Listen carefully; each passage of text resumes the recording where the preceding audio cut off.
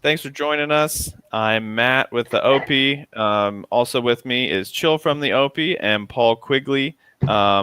He's going to be talking with us about special purpose depository institutions. Did I say that right? You did.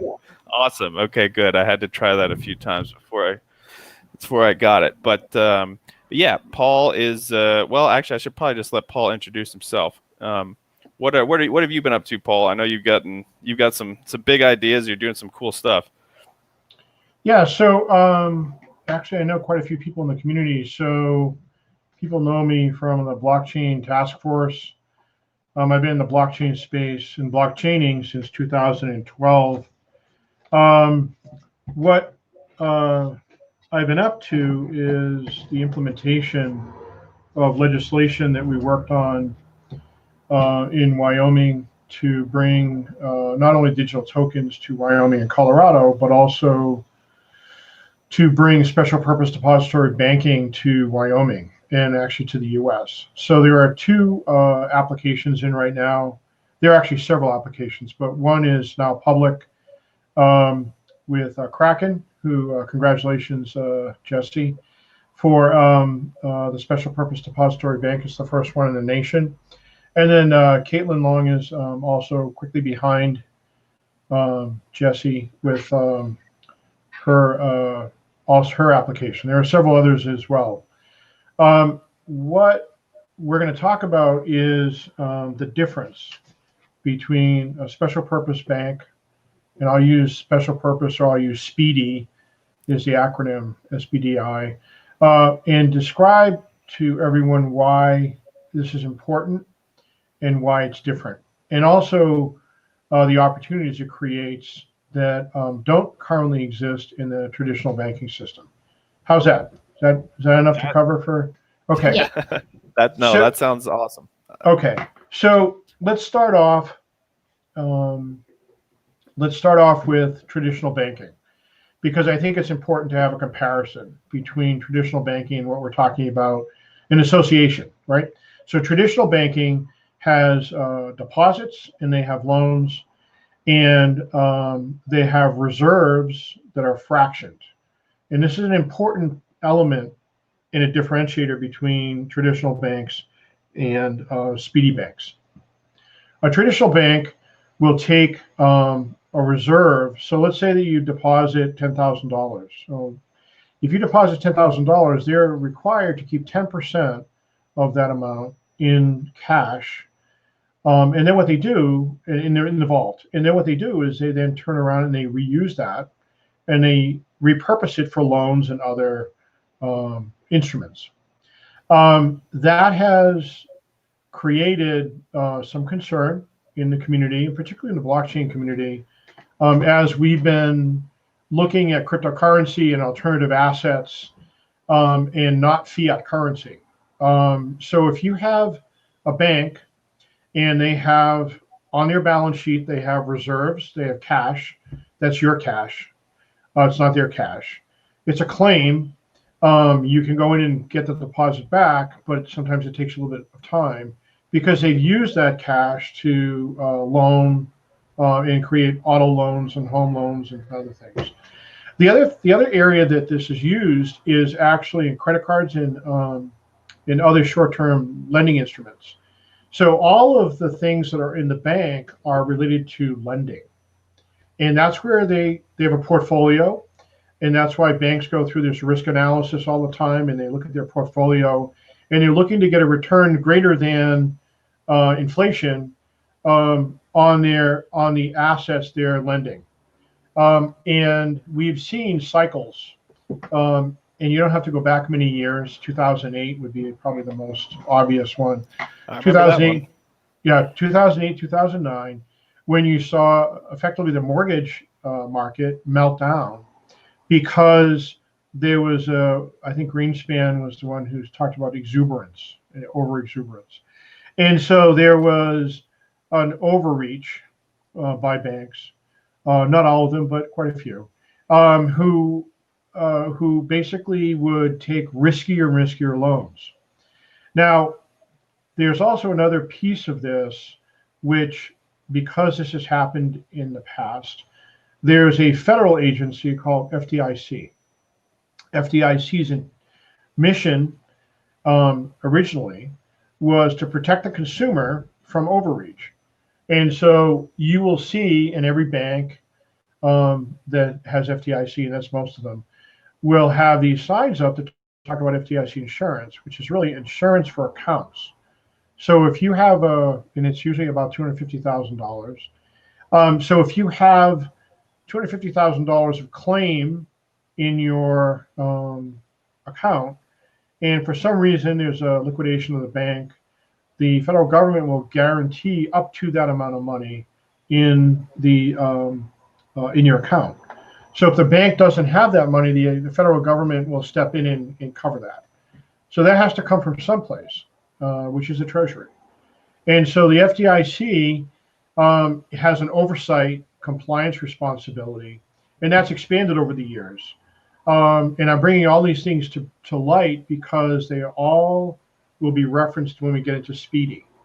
So remember cash, remember loans, remember loan portfolios, and remember loan portfolio risk, and also understand FDIC.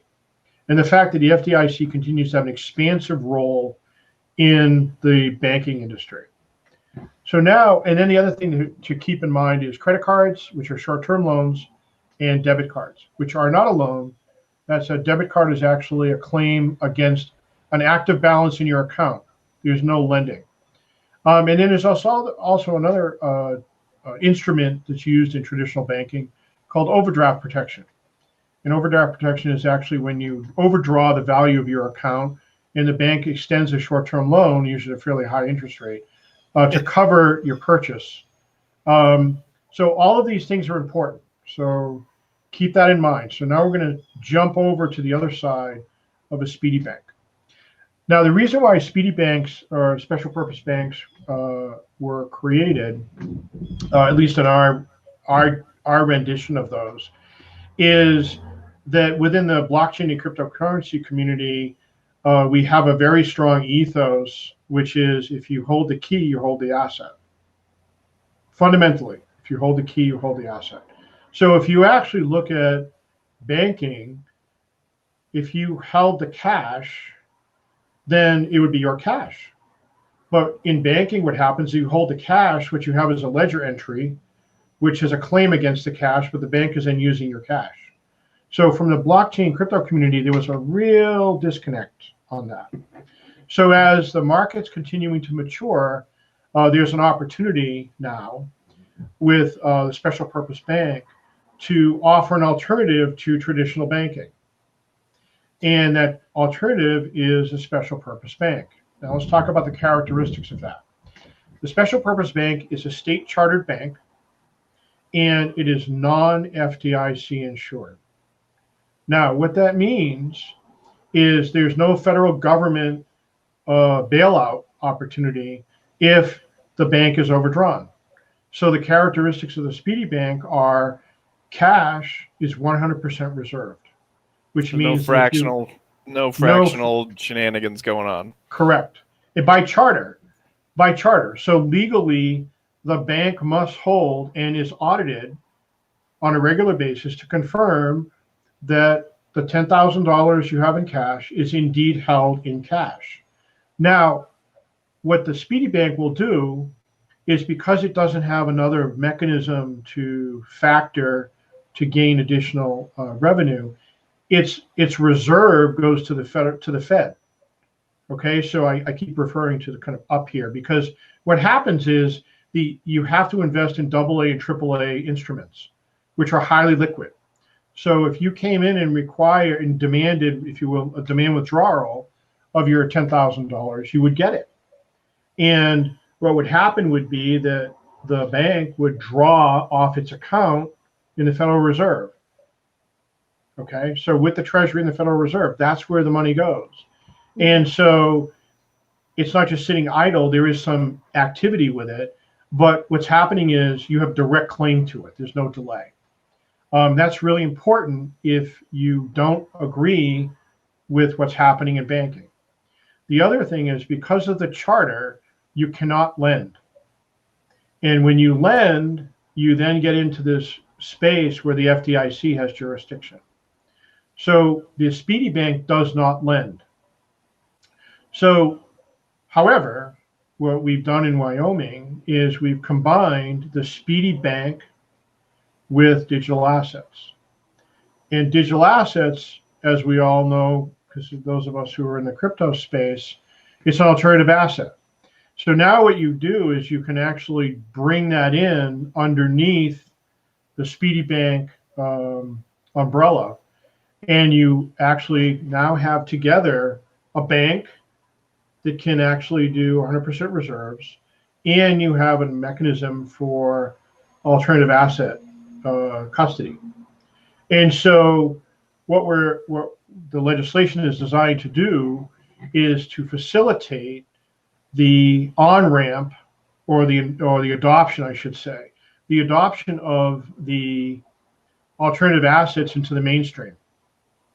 So if I were, and so let's go through a use case, because we've talked about deposits, we've talked about non-lending, we've talked about digital assets.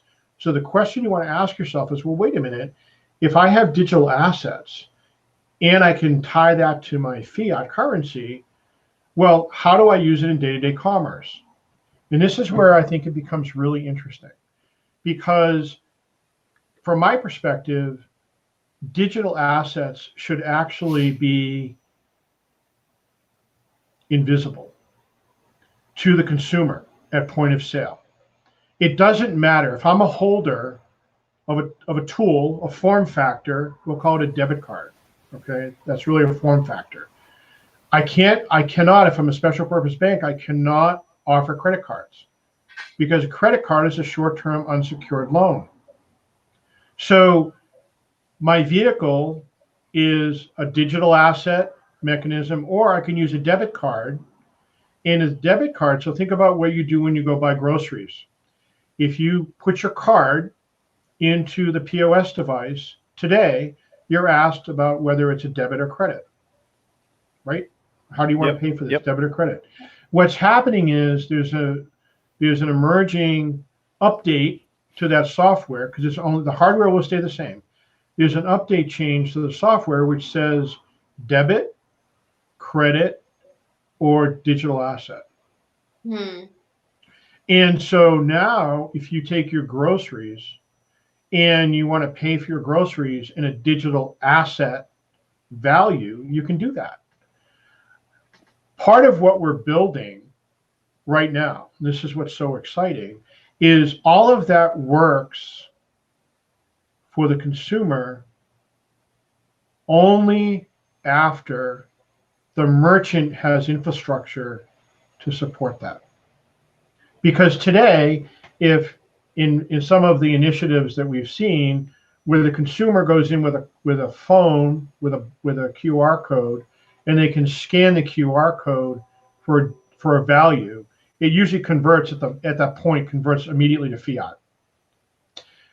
The reason why it converts to fiat is because the merchant has no infrastructure to hold a digital asset. They've got to convert to a cash equivalent immediately. Okay, so that's the piece of the infrastructure we're building right now, which is the digital asset should actually be ubiquitous, and it should be three choices. You could have, the consumer can choose debit, credit, or digital asset, and the merchant can accept that however the consumer wants to pay for it, and has a mechanism behind the scenes to be able to store fiat currency. Right now they can send that to a bank. What do they do with digital assets? They don't know, there's no place to put it. So what we're building with the digital asset platform, and our digital asset platform is called Liberato, what we're doing is we're building the infrastructure so the merchant can have an account that holds digital assets.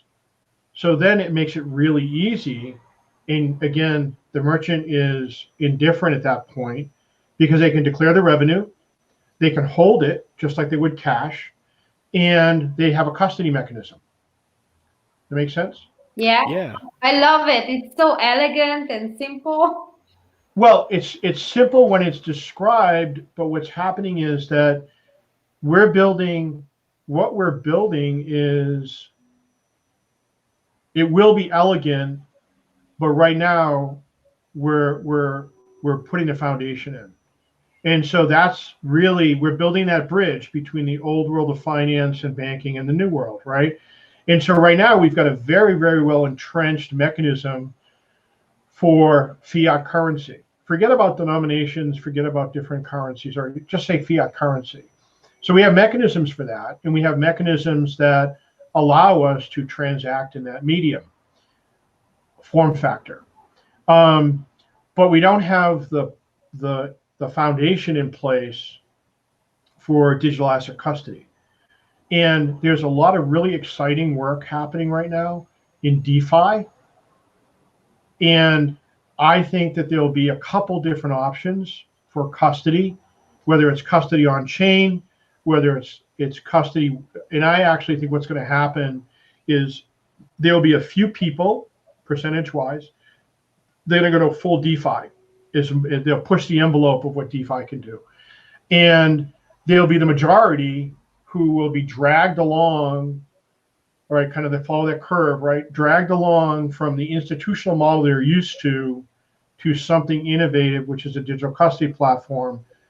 What we're building is a digital custody platform that can work with any of those.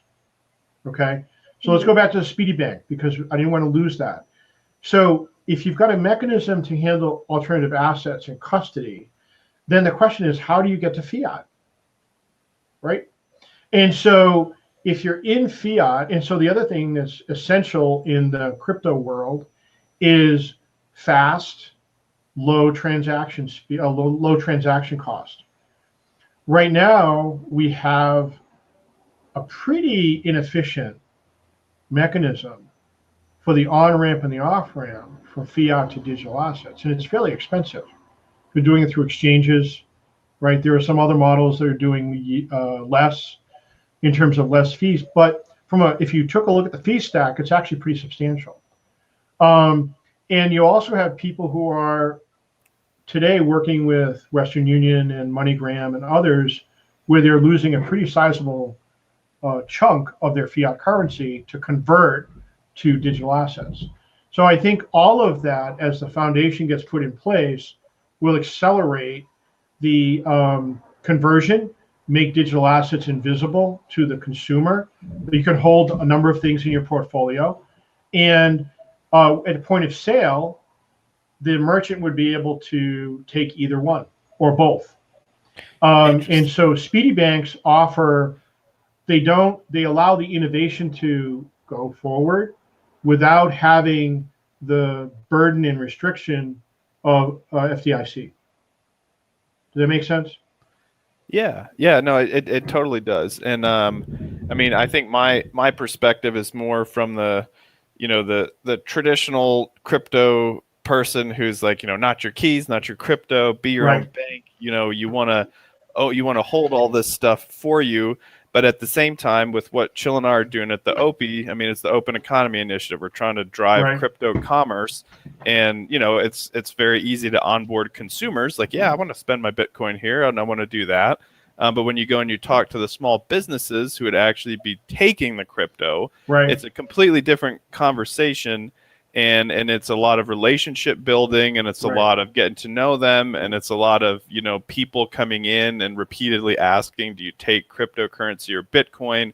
And then over time you kind of wear them down, I guess, and then they're like, okay, you know what, I'll get this going, and I'll take a look at this and set something up. But if it's just to the point where they can have an account at one of these special purpose depository institutions, that's where all of the digital assets that they collect go, and then they can convert it from there, do what they want with it, but they have somebody who's managing that side of it for them. That to me seems very appealing, but I do have there's definitely a part of me that, like, my eyes kind of twitching, where it's like, you telling me the banks are going to be holding the keys to my crypto? So it's like, yeah, that's my thought. But you know what? So let's talk about that in very practical terms, right? because all of us who are involved in this space have hardware wallets, or we should have hardware wallets, right? If we don't. So that's my public service announcement. If you don't have one, you should have one. But I second that. Right. And so if you don't have a hardware, if you have a hardware wallet right now, if that hardware wallet is corrupted, where are your assets? Right. Well, if I've got my 24 words, I got to get a new hardware wallet and then put it into that. I mean, if you're talking about like the physical device getting corrupted, if I lose my 24 words, I mean, it's just gone. Right.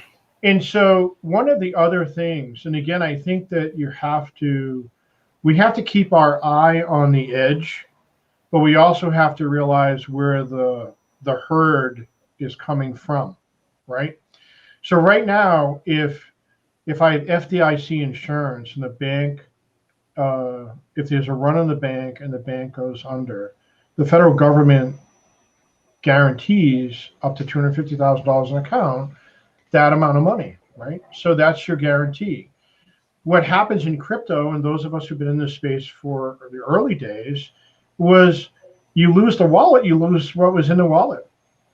And so there are some really interesting, at the same time, this is a very noisy, wonderful, crazy space. So what's happening is we are building very solid infrastructure for crypto custody, right? At the same time, we are having the capacity for the first time to go across chains with wrapping, right? So people are doing DeFi and they're saying, well, if I hold Litecoin, I can convert it to Bitcoin. If I have Litecoin, I can convert it to Ethereum, to Ether. I can wrap it. Now, the other part of wrapping in some institutional models is a clawback provision. So one of the things that happens, and again, let's go back to traditional banking. Traditional banking, if I have a credit card and I make a transaction, I have a purchase, and let's say I'm not happy with the product or it's an incorrect amount. The credit card company, on my behalf, is going to get the credit back from the merchant and then credit my account, right? Right. So in crypto, if you make the transaction is done because I've now provided my cryptocurrency of value to Scylla, and she has it, and that's all part of the original model. But that was fine on the edge, but when you're trying to move to mainstream commerce, the mindset of a lot of people is if I have a dispute or a refund or a credit, how do I get that back? Right. And so at the same time we're building this foundation for alternative assets, we're also building capacity and features above it where you can do wrapping and staking. And you can actually extend the cryptocurrency to Scylla in payment, but only after the transaction is validated does the wrapper come off. She can recognize the revenue, but it's really not hers until there's agreement that the goods or services were actually conveyed. And I think that there's a lot of innovation in that space so that we can actually drive greater adoption, because people who are in the open economy initiative still have a frame of reference of a credit card, debit card form factor. Right. And what you're having to do is we're building that bridge from where they are to where they need to get to. Then we're going to have to, and that's where a lot of the innovation is right now, is in that space. So now we have, and so the other piece of this is today, if you make a debit card or a credit card transaction, if you check your checking account, you will almost always see, within minutes often, a notation saying processing on your account, right? Well, that time lag in processing is a buffer. That buffer doesn't exist in crypto. Because when I make the transaction, the only buffer is the speed time of the blockchain transaction to post the transaction. That's it. And so people are used to saying, well, oh, I made a mistake. It was the wrong price. I can do all of these things. But in crypto, there's no concept of a refund.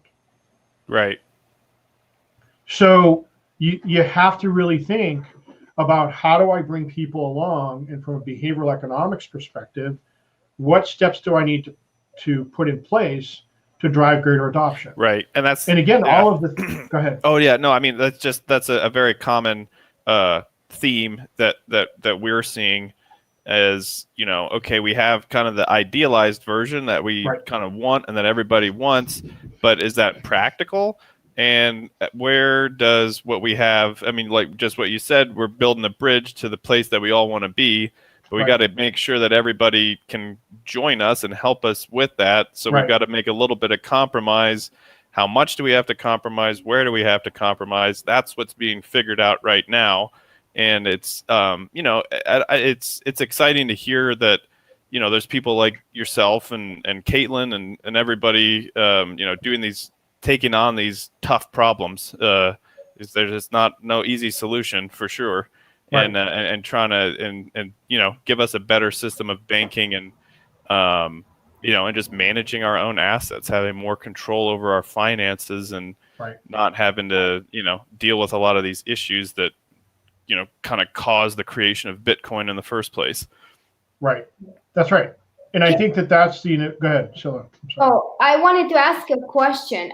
Sure. Kim mentioned something about, in an article I read, she said something that we will honor, the speedy banks will honor the ethos of not your keys, not your Bitcoin, in sense that there will be a multi-sig so the speedy bank will have the signature, but right. you as a consumer will also have. And to me, that sounds like a very fair proposition. It does. So actually, one of the other, so think about that again go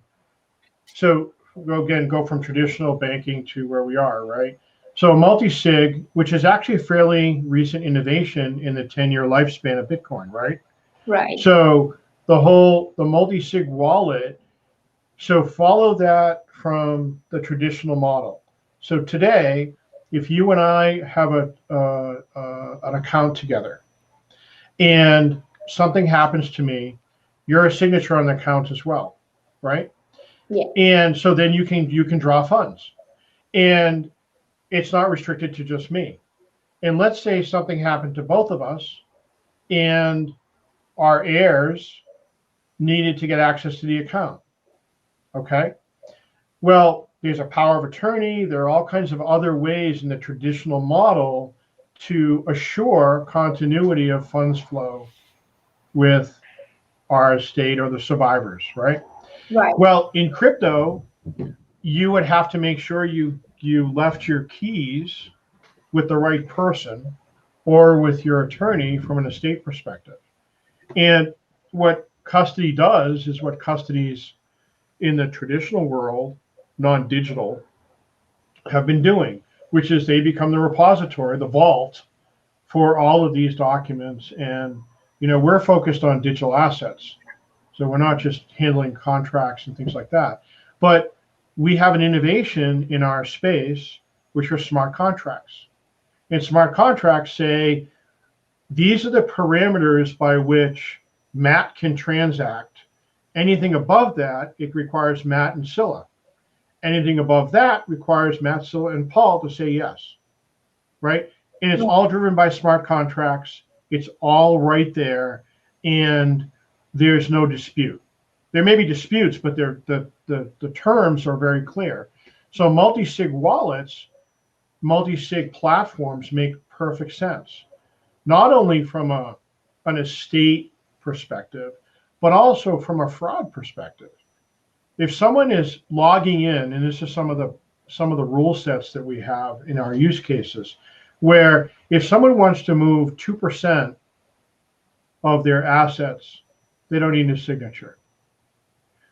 And some of the banks that we're talking with right now, so if it's 2%, there's no movement. However, it's 5% or more, or it's a high velocity asset, right? Like Bitcoin.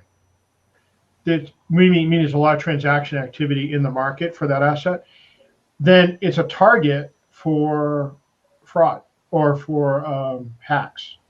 So if someone is able to get a hold of your information, they're not going to move 3%. They're going to try to move the whole account. And so in our compliance models, we actually have disinterested parties have to review the transaction before it's authorized. Right.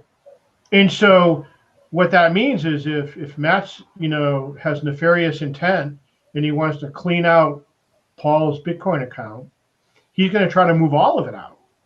Well, what's going to happen is right in the rule set is if it's above a certain percentage or a certain number of assets, then Scylla, who is actually part of the bank, and this other person who's part of the Liberato platform have to say yes. They're disinterested parties. So basically what it does is it provides a break. And so it's a customer protection. Right. Right? Right now, you lose the wallet, you lose the assets in that wallet.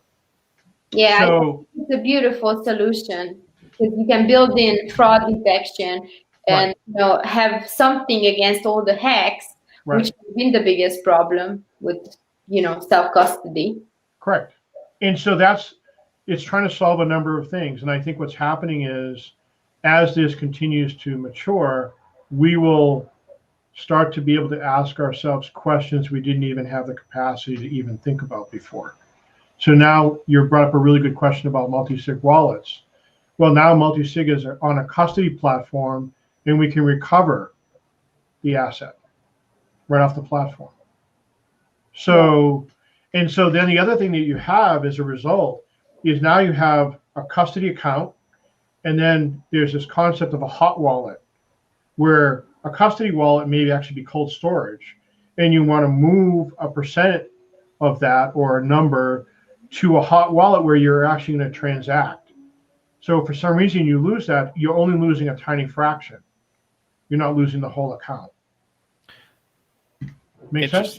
Yeah, it does. And it's a weird, and I mean, this may just be me, trying to wrap my head around this concept, but it sort of seems like Liberato or Speedy, they're actually moving the crypto when you want to. Right. So they're almost just like their own wallet, like the wallet that manages all of your wallets for you, and you tell them what to do, and they have all these different kind of pieces that keep you from getting defrauded and to stay in compliance. But it's just like a very, it's like the next iteration of the wallet. It's the ultimate wallet kind of for your digital assets in a way. And that's just me trying to wrap my head around it. So don't.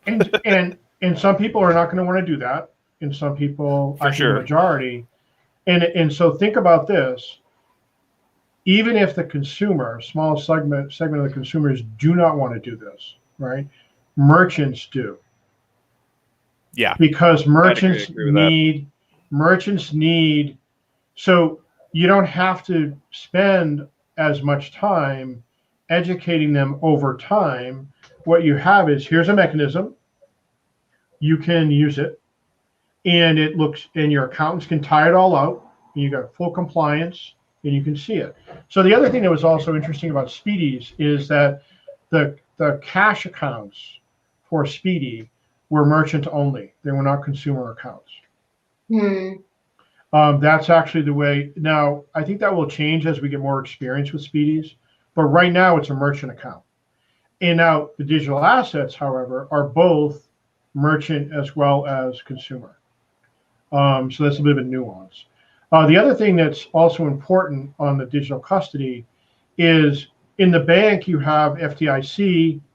We have 100% reserves on the Speedy Bank, so there's no, it's 100% reserves. There's nothing short of a breach. On the digital asset side, because that's a new model, there are ongoing conversations with insurance companies who are that we have relationships with to insure those digital assets, right? So that's a new model that you don't have any there's not a lot of history. So we can tell you what the activity is in a cash account.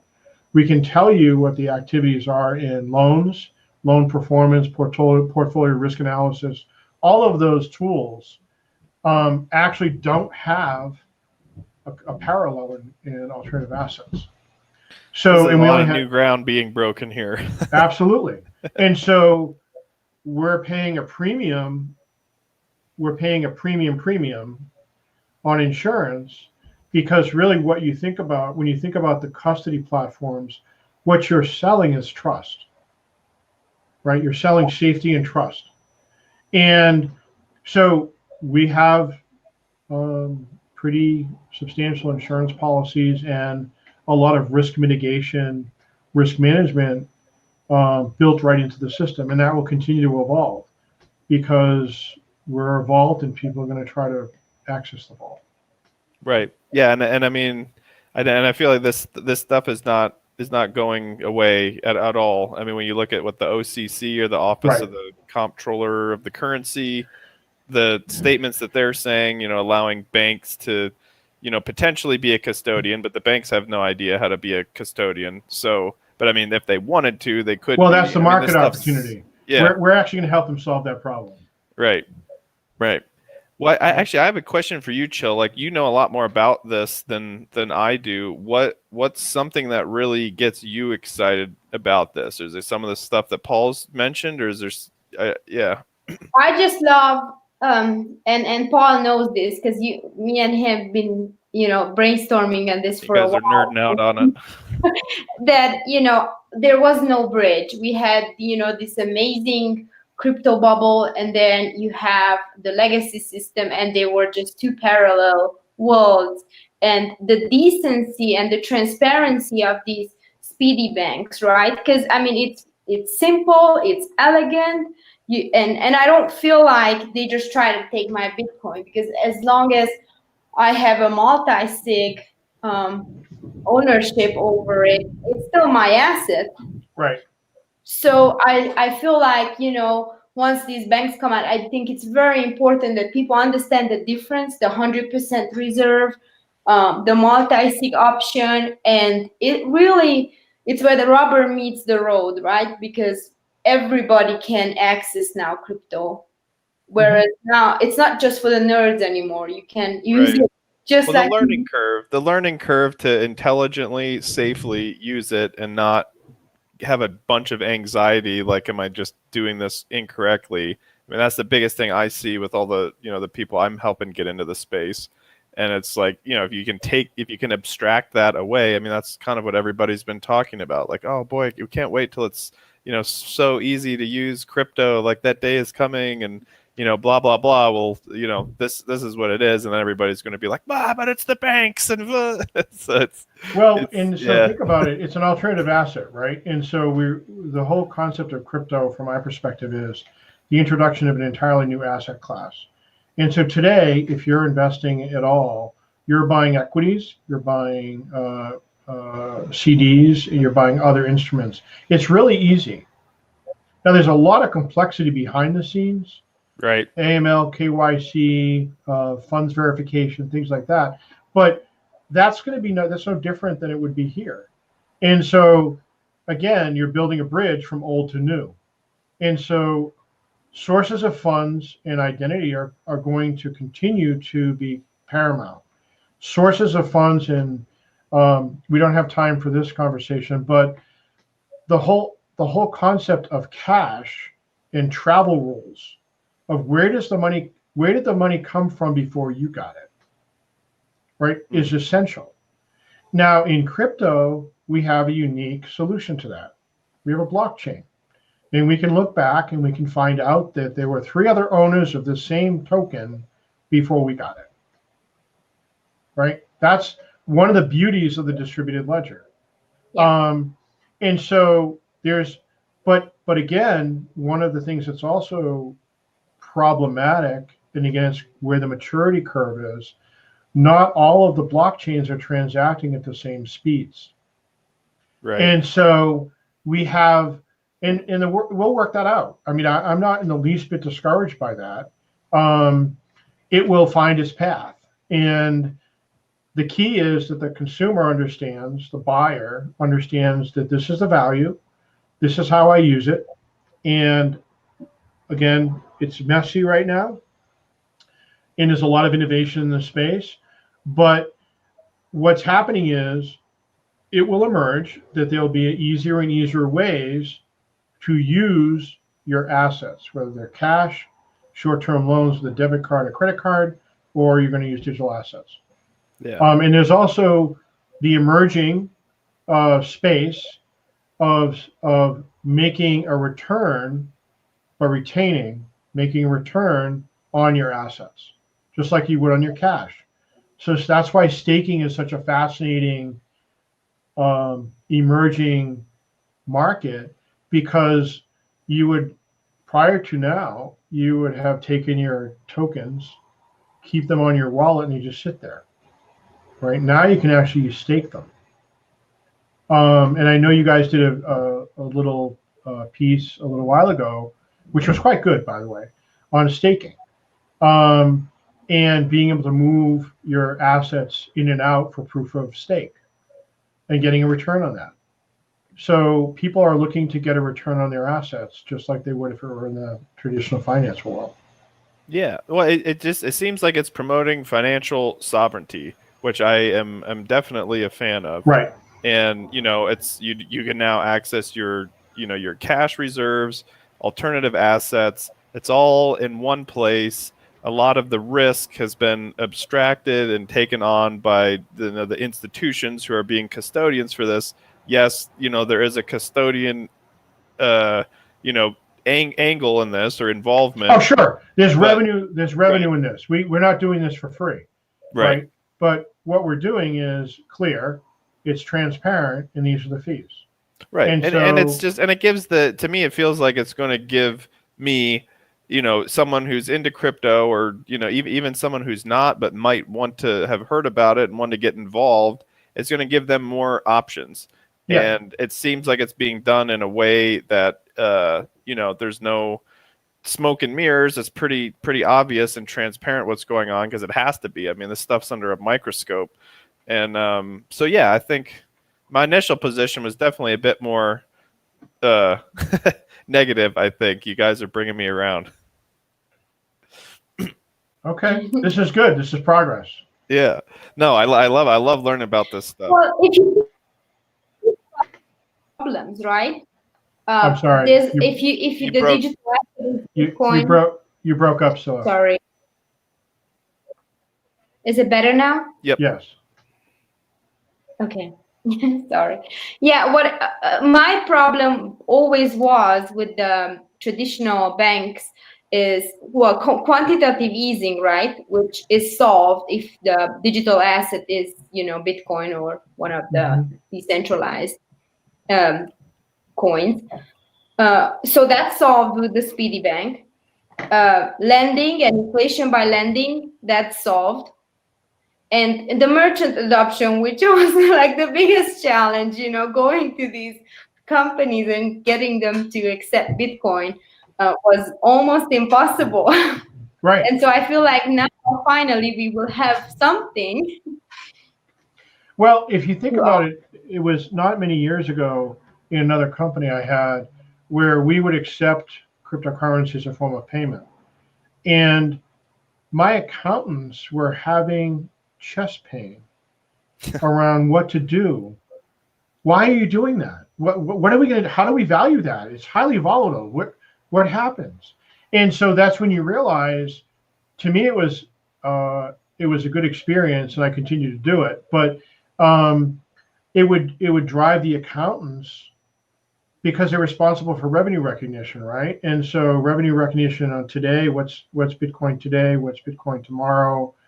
And if I held it, that was even more problematic, right? Because if it was going up, everyone was happy. But if it was down, then the revenue I recognized, at $100 or $1,000 or $10,000 is now $9,400, right? So that's, I think, part of the merchant resistance is infrastructure to support it, but also revenue recognition. And then the other part of that is that how do I make the on-ramp and the off-ramp easy? Because I may accept payment in cryptocurrency or digital assets. But I'm paying people in fiat currency where they work, right? And so, so I, as a merchant, as an employer of people, I don't want to have my account balances volatile because I've got to make payroll and make other investments. So part of that is the market. Part of that is the token in the market, because there are different velocities and different volatilities. And that's why I think we see a big uptake in stablecoin, because people are saying, okay, it's indexed at $1, right? It's not going to fluctuate. That's why people will take more volatile assets and convert them to stablecoin. And that's why you're seeing the OCC in its most recent clarification talk about OCC banks who are choosing to hold digital assets or stable coins, how they have to do that. So again, the OCC banks are still going to do fractional reserves, right? But they're blending in crypto and digital assets. Does that answer your question, guys? I know that we went through an awful lot of material in a very short period of time. Yeah, no, I feel like I have a fairly clear idea of it. I think the last thing that I'm curious about would be just kind of your opinion on, like, and I know this is asking to look into a foggy crystal ball, but where do you see the adoption curve kind of at, and 5 years from now, if you had to take a crack at it, is that do you see a lot of banks having custodianship of digital assets through these SPDIs? And I mean, I guess what do you see the future as a little bit? So let's go to 3 years, not 5. Okay. Because I think I would have accepted your 5, except that we are going through a period right now that I believe is about to get hyperinflation because of the I agree. Because of the flooding of dollars into the system. So I think if I were to do my crystal ball for the next 3 years, there are going to be a couple of things that occur. One is merchants will adopt these digital custody solutions as part of a bank. Speedy banks will continue to move. I think speedy banks have a market, and by no means are 2, 5, or 10, or even 20 speedy banks anywhere near saturation. Okay, there's a lot of opportunity here. I think the other thing is that the speedy banks will continue to proliferate. Traditional banks are going to suffer relatively soon because their loan portfolios will have defaults in them. Just the reality of what's happening. And I think a lot of banks are very concerned about how extended their loans are and how safe their loan portfolio is right now for people continuing to make payments, especially if we've got the unemployment claims we have, right? So you've got inflation, and I think inflation is going to drive people to digital assets. That's my personal opinion. For those people who have cash, they're going to put them in digital assets because you're going to get a return. And a relatively safe way to do that is stable coins. And I think there's a return in staking. So people who have the cash, who can look at that and learn about staking and how that mechanism works, it's going to bring more people in. It actually may bring some merchants in as well, because if they're sitting on cash, they're going to want to be able to get a return on that money. And you're not going to get that with basically an inverted yield curve. So I think that's going to help the merchants, and it's going to drive merchant adoption. If merchant adoption continues to go up, then you're going to see it make it easier for the consumer at point of service. Because right now, then they would have a mechanism to hold their digital asset. And then the other part that's happening is, and this is all happening all simultaneously, right? You can move your digital asset to a more stable digital asset. So you can purchase in Bitcoin, you can purchase in Ethereum, but then you can move to USDC or or USDT. So you can move to a stable coin. So then you've got predictability in your revenue stream, and then you can choose to stake that with fairly little risk as a proof of stake model, but you retain the asset, right? You're lending it out for a period of time, but it's still your asset, and it's locked up in a smart contract. It's all transparent. So I think that there's a lot of these are not the sexy consumer flash mobile apps. These are infrastructure. Right. I happen to like infrastructure, so I'm excited about infrastructure because I think that then you get a multiplier, right? Because when the infrastructure is stable and it works, then you can actually launch. And there are going to be people who really like the flash, and they like the consumer apps.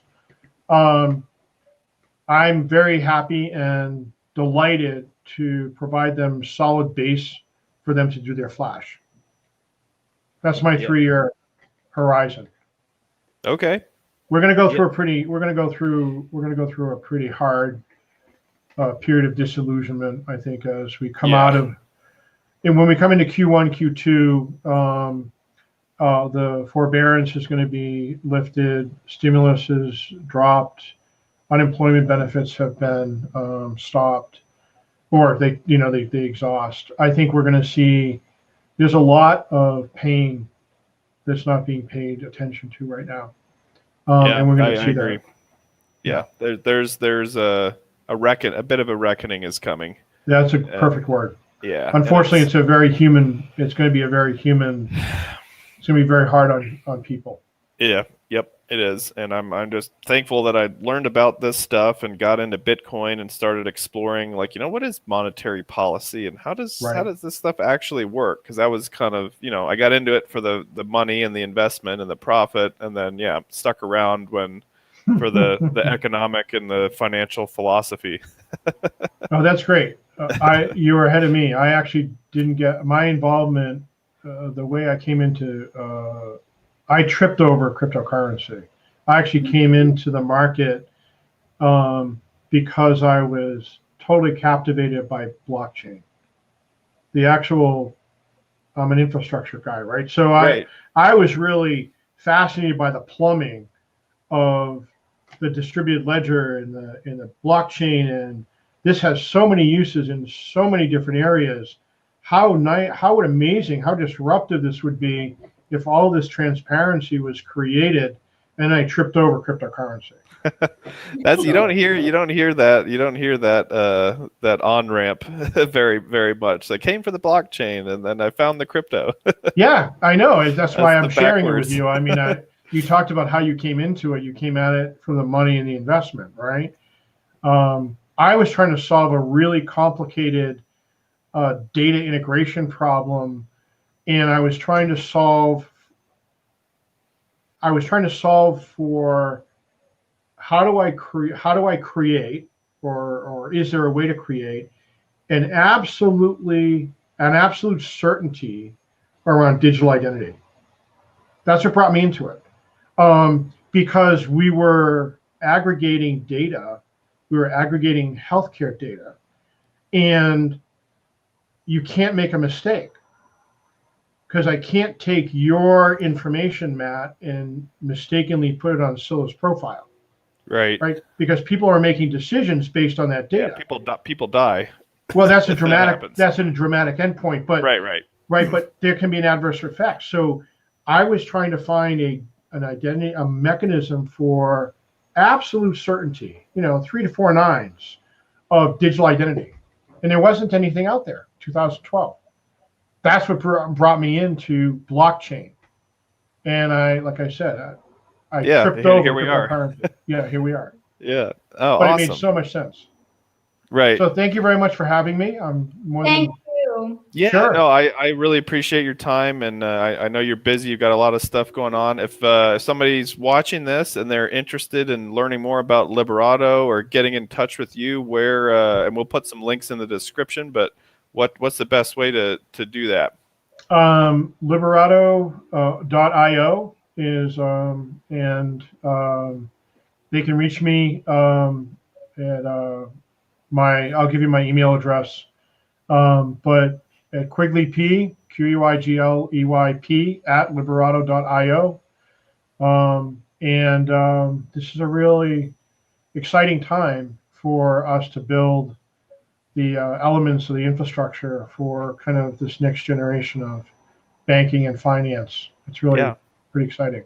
Yep. No, it's this stuff is coming, and it's good, and we want to make sure our community is informed about it and knows kind of what's going on behind the scenes, because this is not a very public conversation sometimes. And and you can also ask questions. You can go out to our website. It's a basic website at this point. We're spending our time and effort on building the platform. We'll get to the website, but there is a